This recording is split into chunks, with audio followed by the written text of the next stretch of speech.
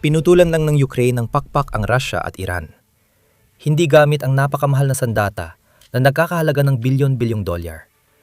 Ginawa nila ito gamit ang isang bagay na sobrang liit, kaya tinawag nila itong bala. Sa loob ng maraming taon, umasa ng husto ang Russia sa mga Shahid drone, gamit ang mga murang kawan ng drone para lampasan ang depensa sa dami. Gamit din ng Iran kamakailan ang estratehiyang ito sa Gulpo, tinatarget ang barko, infrastruktura, at mahahalagang ugat ng ekonomiya. Nagdulot ito ng kaguluhan sa lahat, dahil paano pipigilan ng murang bagay na mabilis at sunod-sunod ang dating. Mukhang nasagot na yan ng Ukraine. Imbes na tapatan ng mas malaking gastos ang banta, binaligtad nila ang buong sitwasyon. Gumawa sila ng mas mura, mas mabilis, at sadyang idinisenyo para habulin ang mga drone na yon. Mamaya, ipapakita natin kung paano nagdulot ng milyong dolyar na pagkalugi at pagkawala ng kredibilidad ng Iran ang bala sa Gulpo. Una, simulan natin sa problemang dulot ng Iran na siyang pinagmulan ng lahat. Ang Shahid drone na kinatatakutan sa Gulpo ay hindi talaga high-tech na imbensyon. Sinadyang gawing simpleto. Mabagal, mababa ang lipad, at sandatang lumilipad at nag-aabang bago matake. Maari mong isipin ito na parang maliit na eroplano na puno ng pampasabog. Mga mura lang. Pinag-uusapan natin dito ang libu-libong murang drone na sabay-sabay pinapadala laban sa kalaban. Ang bawat drone ay nakakahalaga ng 20,000 hanggang 50,000 dolyar. Kapag marami kang pinalipad nito, hirap na ang depensa. Parang nagsosolve na lang sila ng math problem. Spoiler alert, hindi ito maganda. Nakita natin ito. Sa Ukraine, gabi-gabing ginagamit ng mga puwersang Ruso ang Shahid ng Iran sa parehong paraan. Sunod-sunod dumarating ang mga drone, madalas sa dilim, kaya laging alerto ang depensa. Kahit karamihan na pabagsak, may ilan pa rin nakalulusot at nakakapinsala. Kaya laging alerto ang mga sundalong Ukrainian dahil nauubos ang depensa at mamahaling misil nila. Pati nagkakaroon ng mabigat na psikolohikal na epekto sa mga tagapagtanggol. Ngayon, gamitin mo ang parehong ideya sa buong Gulpo at palawakin ang mga target. Ngayon, tinatalakay natin ang mga pasilidad ng langis, daanan ng barko, at makikitid na lagusan gaya ng Strait of Hormuz. Kahit kaunting matagumpay na tama, ay pwedeng magdulot ng malaking pinsala at makaapekto sa pandaigdigang ekonomiya. Dito lumalabas ang lakas ng estratehiyang ito.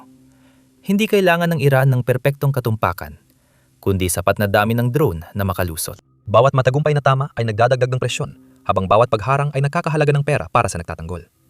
At dito na pumapasok ang tunay na taktika sa likod ng lahat ng ito. Sa tuwing nagpapaputok ng mahal na misal ang depensa para mapatigil ang isang drone, panalo na agad ang Iran. Hindi mahalaga kung sinang tumama, kundi kung sino ang mas malaki ang ginastos. Kung papayagan ninyong gawing simple, isipin ninyo na parang sinusubukan mong patayin ang isang pulutong ng lamok gamit ang bala. Oo, maaring may tamaan ka, pero sa huli, mas mabilis mong nauubos ang iyong mga gamit kaysa sa pulutong ng lamok.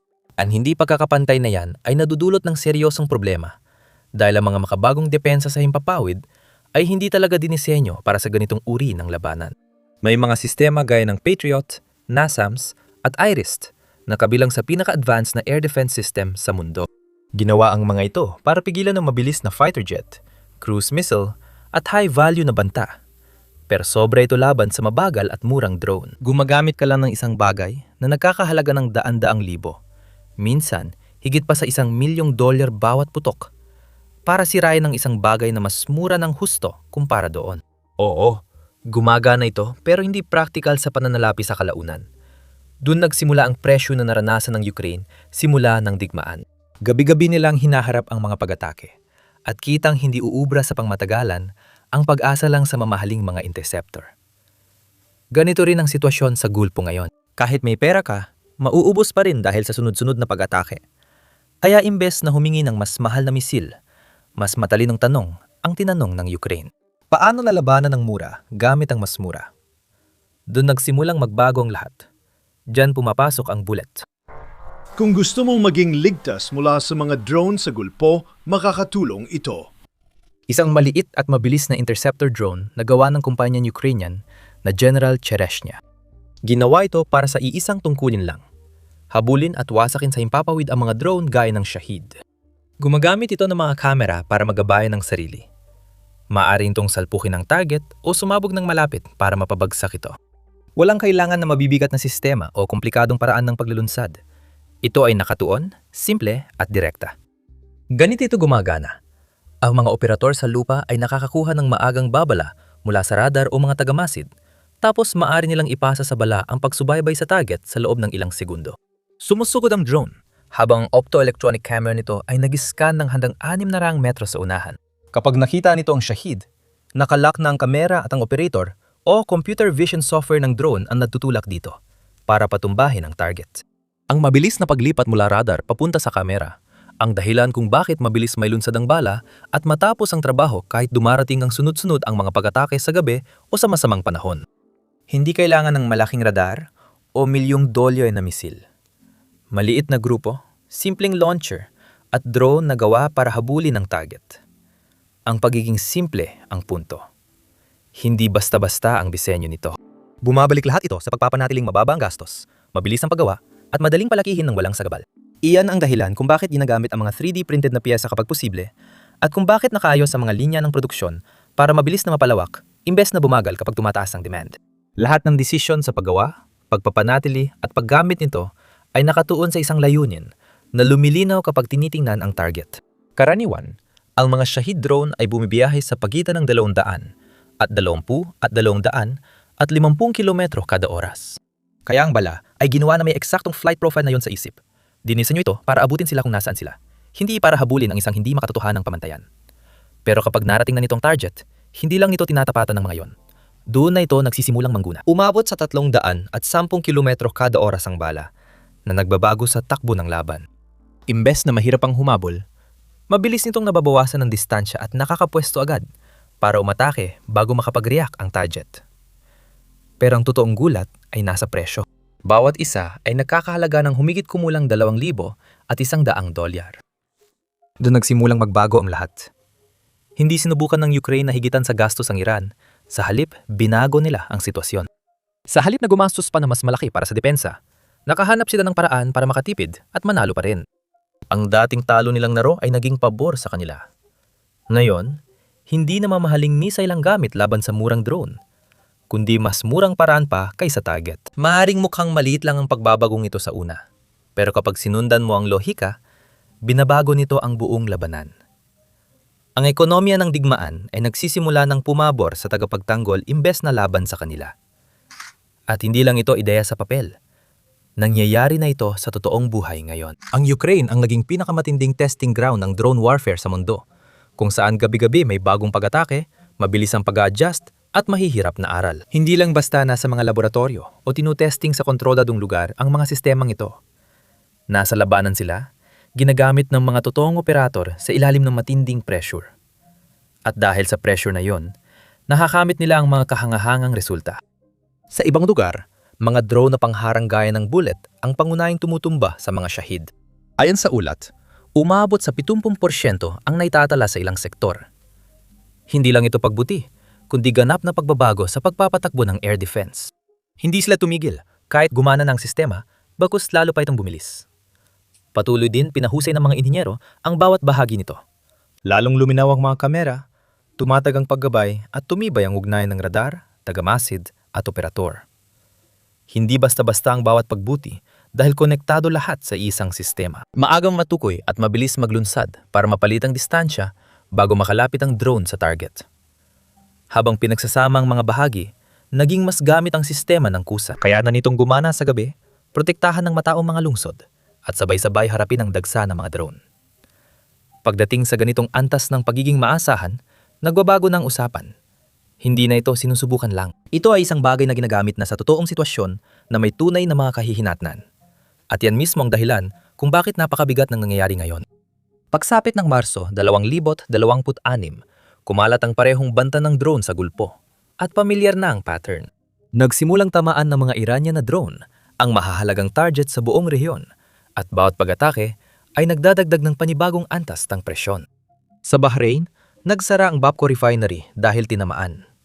Sa Dubai, drone strike ang nagpasimula ng sunog sa tangke ng gasolina sa internasyonal na paliparan kaya pansamantalang natigil ang operasyon.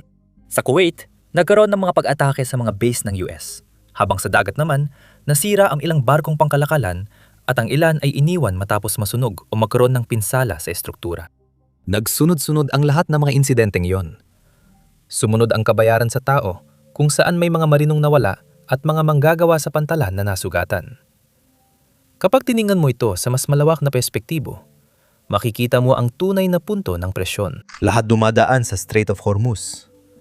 Kaya kahit kaunting abala roon, ay agad kumakalat at mabilis ang reaksyon. Nagsisimulang gumalaw ang presyo ng langis, tumataas ang gasto sa pagpapadala, at tumataas din ang mga premium ng siguro. Mula roon, tuloy-tuloy ang epekto sa buong sistema. Nagiging mas mahal ang gasolina, tumataas ang gastos sa pagdadala ng mga produkto, at hindi magtatagal, pati ang mga tao na malayo sa reyon ay mararamdaman ang epekto sa araw-araw na buhay. At dahil dyan, muling napapasok sa usapan ng Ukraine sa isang napakadirektang paraan. Hindi sila basta nananatiling walang ginagawa o nanonood mula sa malayo. Naunawaan namin na ang digmaan ay kumakalat sa mundo at kaalyado ng Russia ang Iran. Sa palagay ko, makakahanap tayo ng sapat na mapagkukunan para maipadala ang mga instruktor natin upang sanayin ang mga lumalaban sa parehong kaaway. Mahigit 200 Ukrainyanong espesyalista ang nasa iba't ibang bansa sa Gulpo, gaya ng UAE, Saudi Arabia, Qatar at Kuwait. Nagsananay sila ng lokal na puwersa, tumulong sa paggawa ng operasyonal na sistema at minsan sa mismong pagharang gamit ang murang drone na napatunayan sa Ukraine. Habang lumalakas ang suporta, lumilitaw na ang mga unang resulta. May mga ulat ng matagumpay na pagharang at nananatiling matatag ang mahahalagang lugar kahit paulit-ulit na inaatake. Kasabay nito, pinanalaki rin ang produksyon ng interceptor drone na planong umabot 10,000 units. Nagsisimula na magbagong balanse dahil sa napatunayan bisa at dumaraming supply. At nangyayari ito ng aktual, hindi sa kontroladong kapaligiran o limitadong pagsubok. Nangyayari ito habang aktual na nagaganap ang lahat sa ilalim ng tuloy-tuloy na presyon, kaya bawat pagharang ay mahalaga. Bawat drone na napabagsak ay napapababa ng posibilidad ng mas malawak na abala. Ang bawat murang depensa ay nakapipigil sa posibleng mas maggastos na sunod-sunod na epekto sa pandigdigang ekonomiya. Tingnan muna natin ang mas malawak na larawan dahil dito talaga nagkakaugnay ang lahat. Hindi na lang basta humihingi ng tulong ang Ukranya. Isa ring itong nagbibigay ng tulong at ang alok ay higit pa sa kagamitan. Ine-export nito ang karanasang galing sa laging panganib at mabilis na pag-a-adjust na mahalaga dahil ang mga sistemang ito ay hindi lang gawa sa teora. Gabi-gabing sinusubukan ang mga ito sa totoong panganib. Hindi lang sa silid-aralan natutunan ang mga taktika, kundi sa mismong labanan, inangkop at napatunayan kapag kailangan. Nagbibigay yon ng tunay na bigat sa Ukraine bilang isang partner, lalo na para sa mga bansang nakakaranas ngayon ng parehong uri ng drone attacks. At habang lumalalim ang pagkaunawa sa katotohanan iyon, nagsisimula ng tumaas ang demand. Mas maraming bansa ang nakikita na ang kakulangan. Mahalaga ang tradisyonal na air defense, pero hirap silang tapatan ang mabilis at murang dagsa ng mga drone. Kailangan ng sistemang madaling paramihin, abot kaya, at kayang sabayan ang bilis ng mga pag-atake. Ang nagsimula bilang paraan ng Ukraine para mabuhay ay unti-unti nang nagiging isang buong industriya. At habang dumalago ang industriyang iyon, hindi lang ito basta gumagawa ng mga drone. Binabago nito kung paano mag-isip ang mga bansa tungkol sa depensa, kung paano sila naghahanda para sa mga susunod na labanan, o kung kanino sila lalapit kapag nagsimula ng tumaas ang tensyon. Para sa Iran, Russia, at iba pang gumagamit ng Shahid drones, tapos na ang kanilang kalokohan. Nawala na ang bentahe ng pag-atake ng sabay-sabay. Nawala na rin ang bentahe sa gastos. At nawala na ang elemento ng sorpresa. Oo, pwede pang mag-adjust ang Iran, tulad ng paggawa ng mas mabilis na mga drone, pag-jam ng mga signal, o pagpapahusay ng sistema ng paggabay. Pero bawat upgrade, tumataas ang gastos. At nagiging mas komplikadong sistema. Iyan ang kapalit. Sa madaling salita, gumawa ang Iran ng estratehiyang nakabatay sa murang mga swarm na dumadig sa tradisyonal at mamahaling mga depensa. Sa ilalim ng matinding presyon, gumamit ang Ukraine ng mas simple, mas mabilis, at di hamak na mas murang solusyon, ang bullet. Ginagamit na rin ito sa labas ng Ukraine para protektahan ng mahahalagang pandaigdigang ruta ng enerhiya sa real time. Nagbabago ang ekonomiya ng digmang drone. Hindi laging panalo ang may malaking budget. Kadalasan, ang nananalo ay may mas matalinong paghawak sa gastos. Ngayon, nag-iiba na ang balanse. Ang dating desperadong pangangailangan sa labanan sa Ukraine na yon ay nagbabantay na sa supply ng enerhiya ng mundo. Sa unang pagkakataon, natatalo ang murang drone war ng Iran sa sarili nitong laro.